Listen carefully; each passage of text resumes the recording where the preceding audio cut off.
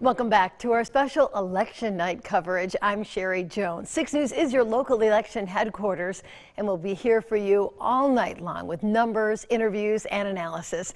Now, at the top of the ticket here in Michigan is the race for governor, and the numbers are starting to come in tonight. Our Josh Sanchez is covering that race for us. He joins us once again from the Motor City Casino in Detroit. So, Josh, what's new?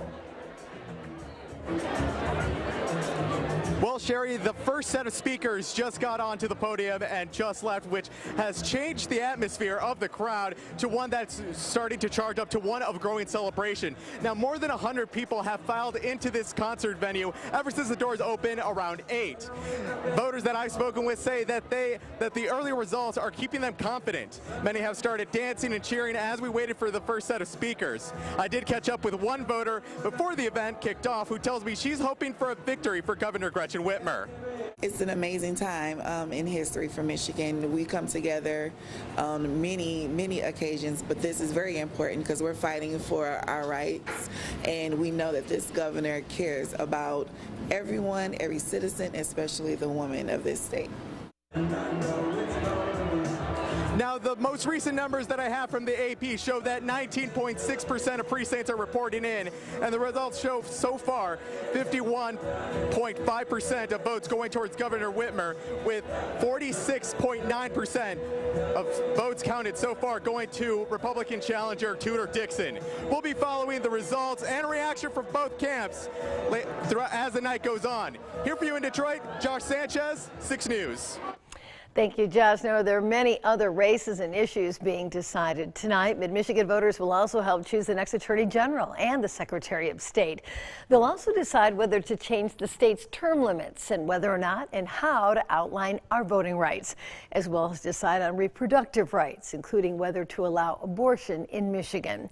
Now, here in the capital city, people who live in Lansing will decide whether to put tax money toward public safety, including the police and fire departments. In Jackson County, voters will decide whether or not to fund upgrading the county jail. Well, election integrity has been a big issue in these elections, and the U.S. Department of Justice is working right now to make sure that federal voting rights laws are followed here in Michigan. They're monitoring the vote in Detroit, Flint, Grand Rapids, Pontiac, and Southfield.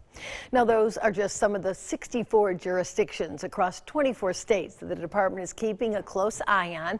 The Justice Department has regularly monitored elections in the field around the country since the passage of the Voting Rights Act of 1965.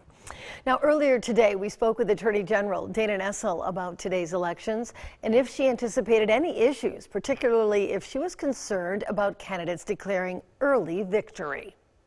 Because of restrictions on pre-processing, we are not going to see results by 9 o'clock, 10 o'clock, 11 o'clock at night. So if you see any statewide candidate who has declared victory before the votes have been counted, just know it's not an authentic victory and it should be discarded until every vote is counted. Well, be sure to stay with 6 News on air, online, and through our 6 News app. We'll hear for you all night with the latest numbers and analysis because we are your local election headquarters.